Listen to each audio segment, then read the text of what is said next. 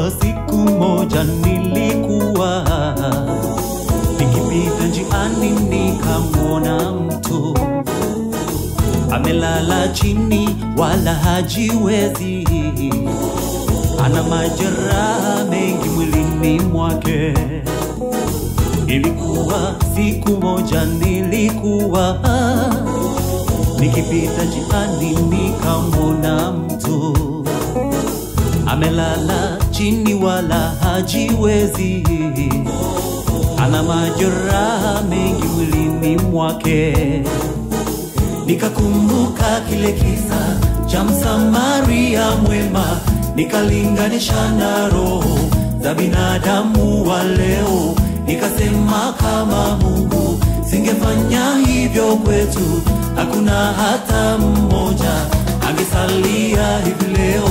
Nikakumbuka kile kisa cha Msamaria mwema, nikalinganisha na roho za binadamu wa leo. Nikasema kama Mungu singefanya hivyo kwetu, hakuna hata mmoja angesalia hivi leo.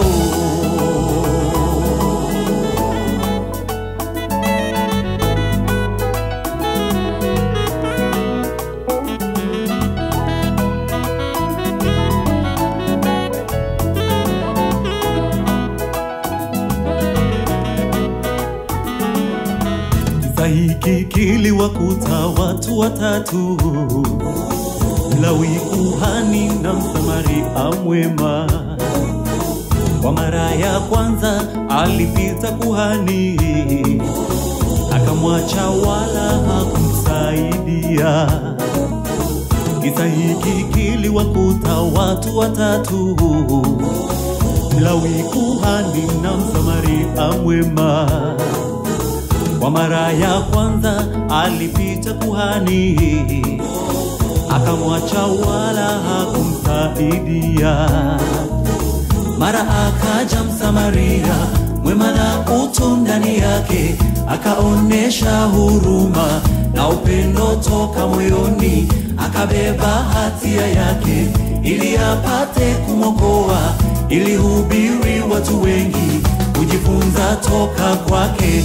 Mara akaja Msamaria mwema na utu ndani yake, akaonesha huruma na upendo toka moyoni, akabeba hatia yake ili apate kumwokoa, ili hubiri watu wengi kujifunza toka kwake. Leo ni mara ngapi umekutana nao njiani ukawasaidia?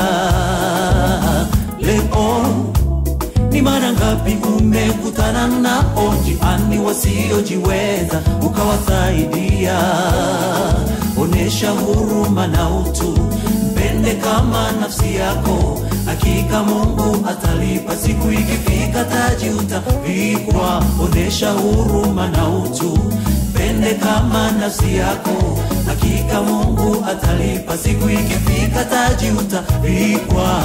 Leo ni mara ngapi umekutana nao njiani ukawasaidia? Leo ni mara ngapi umekutana nao njiani wasiojiweza ukawasaidia? Onesha huruma na utu, mpende kama nafsi yako, hakika Mungu atalipa siku ikifika, taji utavikwa. Onesha huruma na utu, mpende kama nafsi yako, hakika Mungu atalipa siku ikifika, taji utavikwa. Leo